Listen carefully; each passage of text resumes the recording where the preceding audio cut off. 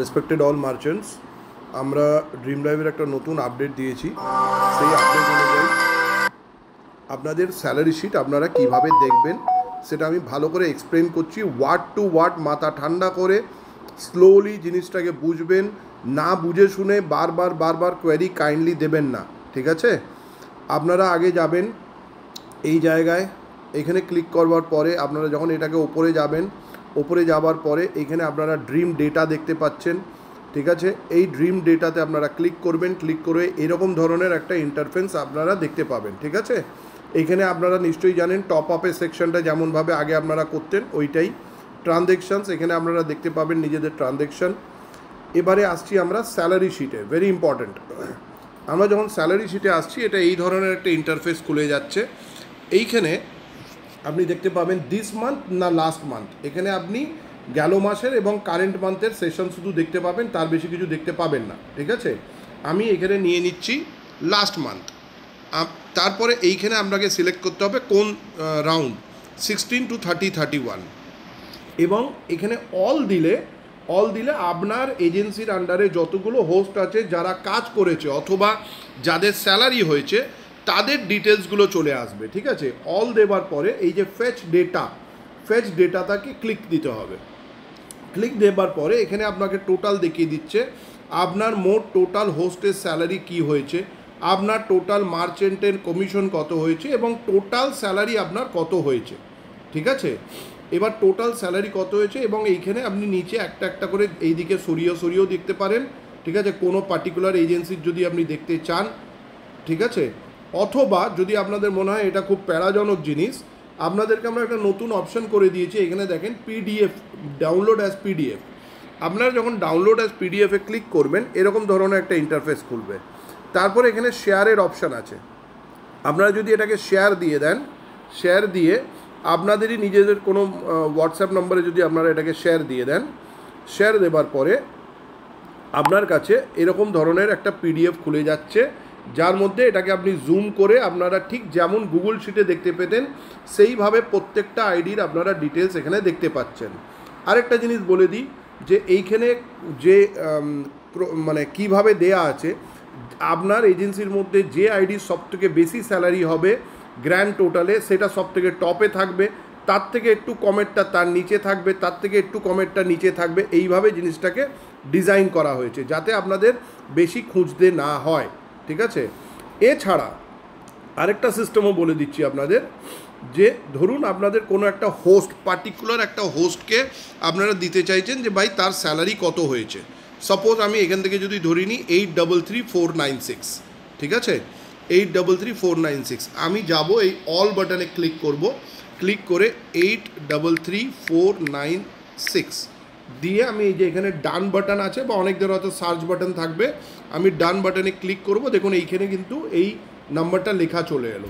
আমি এইটাতে যখন ক্লিক করব, ক্লিক করে এইবারে আমি যখন এখানে এই ফেচ বাটনটাতে ক্লিক করব, ফেচ বাটনটাতে ক্লিক করলে শুধু ওই পার্টিকুলার 833496-এর সমস্ত ডিটেলস কিন্তু আপনার কাছে চলে আসছে, সমস্ত ডিটেলস। এবং এইটাকে যদি আপনি এবার পিডিএফে নেন, ঠিক আছে?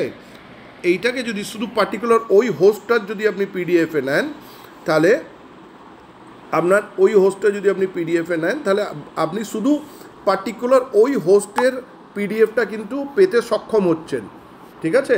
এই দেখে নিন, এখানে আপনারা পার্টিকুলার ওই হোস্টের ডিটেলস আপনারা খুঁজে পাচ্ছেন। এবার ধরুন আপনারা হোস্টকে দিতে চাইছেন, সেই ক্ষেত্রে আপনাদের কাছে আরেকটা পথ আছে। আপনাদের আগে এই আপনাদের টোটাল হোস্ট স্যালারি পর্যন্ত তাদের দেবার দরকার।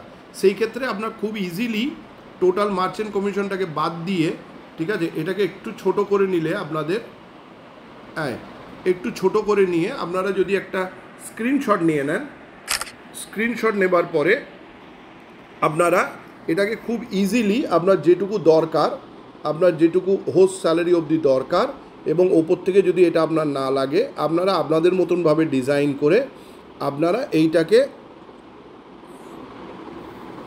এইটাকে নিজের যে কোনো বা হোস্টকে আপনারা পাঠিয়ে দিতে পাচ্ছেন এবং আপনাদের পারপাস কিন্তু সলভ হচ্ছে। এই দেখুন পার্টিকুলার ওই হোস্টের আইডি ডিটেলস, ভিডিওর পুরো ডিটেলসটাই তার স্যালারি পর্যন্ত, টোটাল হোস্ট স্যালারি পর্যন্ত কিন্তু তাদের কাছে আপনারা পৌঁছে দিতে সক্ষম হচ্ছেন।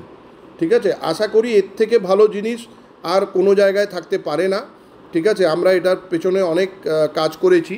পার্টিকুলার হোস্ট ওয়াইজও আপনারা দিতে পাচ্ছেন, যেটা আগে আপনাদের আপনারা এখানে আইডি নাম্বার লিখলেই কিন্তু চলে আসবে, বাট সেই আইডি নাম্বারটা আপনার এজেন্সিতে হতে হবে। যেমন 1 2 3 4 5 6 এটা আমার আইডি। আমার আইডি আমি এখানে ক্লিক করলে কিন্তু আসবে না, কেননা এই আইডিটা আমার এজেন্সিতে নেই। ঠিক আছে, আর এইখানে আমার এজেন্সিতে যেসব আইডি আছে সেগুলো এখানে থাকবে। এছাড়াও আপনি এখান থেকে সার্চ করেও আপনারা এটাকে নিতে পারবেন। এটা হলো আপনাদের স্যালারি কিভাবে দেখবেন তার জন্য এই ভিডিওটি। এরপরে আমি নেক্সট ভিডিও দিচ্ছি, এই ভিডিওটা বড্ড লম্বা হয়ে যাবে নালে। নেক্সট ভিডিও আপনাদের ফাইনাল স্যালারি ক্যালকুলেশনটা কিভাবে আপনারা দেখবেন। ঠিক আছে, অথবা এটা দিয়ে আমি কন্টিনিউ করে দিচ্ছি। ফাইনাল স্যালারিতে আপনারা ক্লিক করবেন।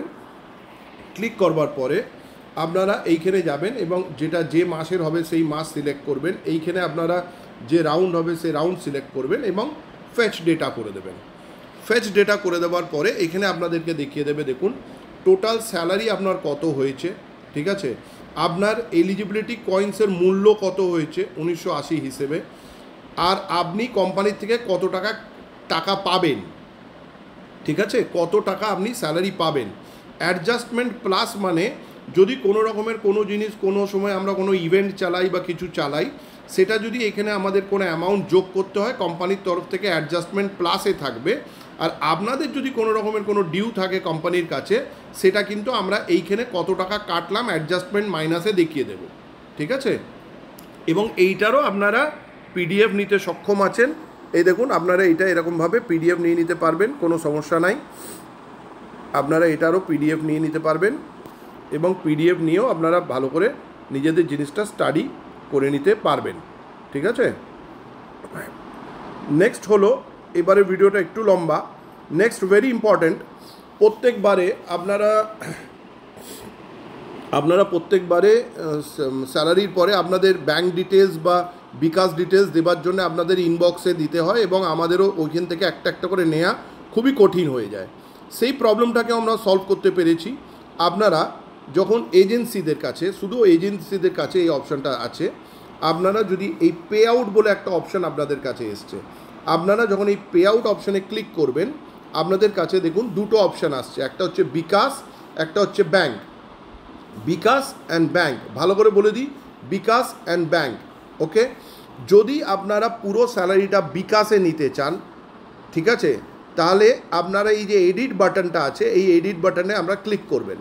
ক্লিক করবার পরে আপনার যে কটা বিকাশে আপনি নিতে চান, যদি ধরুন যে আপনার অ্যামাউন্টটা বড়, আপনাকে হয়তো 3টে বিকাশে নিতে হতে পারে, সর্বোচ্চ আপনি 3টে বিকাশে নিতে পারেন।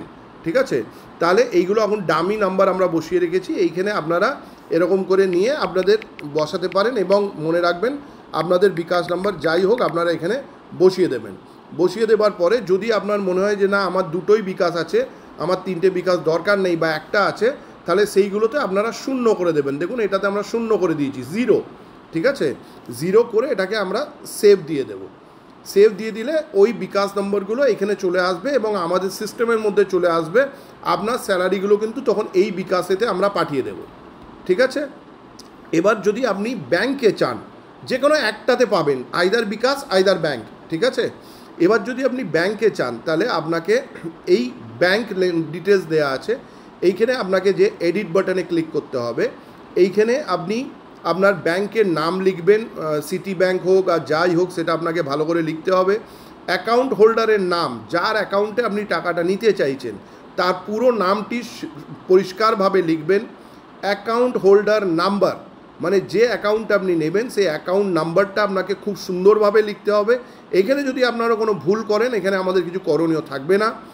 ব্রাঞ্চ নেম, মানে কোন ব্রাঞ্চে আপনার এই অ্যাকাউন্টটা আছে, মানে চিটাগাং ব্রাঞ্চ না ঢাকা ব্রাঞ্চ না কোন ব্রাঞ্চ। ঠিক আছে, আর সেই অ্যাকাউন্টের আপনার রাউটিং নাম্বার, এইটাকে দিয়ে আপনারা এটাকে সেভ করে দিলেন। ঠিক আছে, এইবারে আপনারা এটা হামেশাই দিয়ে রাখতে পারেন, কোনো অসুবিধে নেই। বাট এই এডিট অপশানটা আপনাদের কাছে মাত্র 2 দিনের জন্য আমরা খুলব। ঠিক আছে, তারপরে এই এডিট অপশান বন্ধ হয়ে যাবে, তার মধ্যে আপনাদেরকে সব ফিল আপ করতে হবে। আরেকটা জিনিস, আপনারা বিকাশও দিয়ে রাখতে পারেন, ব্যাঙ্কও দিয়ে রাখতে পারেন। এবার আপনারা ধরুন কোনো সময় মনে করলেন যে এবারে আমি ব্যাংকে নেব না, বিকাশে নেব, সেই ক্ষেত্রে আমি কিচ্ছু করবেন না, আপনারা এডিটে যাবেন।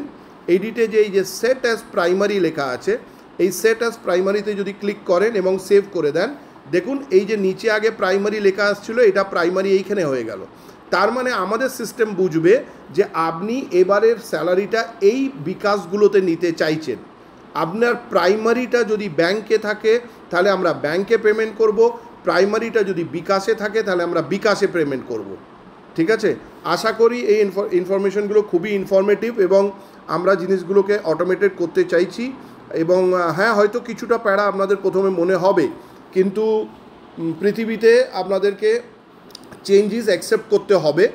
ঠিক আছে, দুনিয়াতে দুনিয়ার সাথে না চললে খুব টাফ আছে। আগের মতনভাবে পড়ে থাকা যে আমাদের আগে যে সিস্টেম ছিল সেটাই ভালো ছিল, নতুন সিস্টেম আসলে কিছুটা সমস্যা প্রথম অবশ্যই দেখা যাবে। সেই সমস্যার জন্য আমি বসে আছি, আমরা সবাই, আমাদের কাস্টমার কেয়ারও বসে আছে এবং সেগুলো আমরা আস্তে ওয়ান বাই ওয়ান সলভ করব। আশা করি আমার এই ভিডিওটা খুব সুন্দরভাবে আপনারা বুঝেছেন এবং কোনো রকমের কোনো প্রবলেম ছাড়াই আপনারা আমার এই ভিডিওটা যদি বারবার দেখেন, কোনো প্রবলেম যদি আপনাদের হয়, যদি না বুঝতে চেষ্টা করেন, আমি জানি ভিডিওটা একটু লম্বা হয়ে গেল, বাট এটাকে যদি আপনারা পরিষ্কারভাবে মন দিয়ে দেখেন, আমি 100% বলতে পারি যে আপনাদের কোনো সমস্যা হবার কথাই নয়। ঠিক আছে, thank you everyone, thank you. এবং আমরা খুব শীঘ্রই আমরা নতুন আপডেটটা দেবো, সেই আপডেটটার পরে আপনারা এটা দেখতে পাবেন। Thank you so much.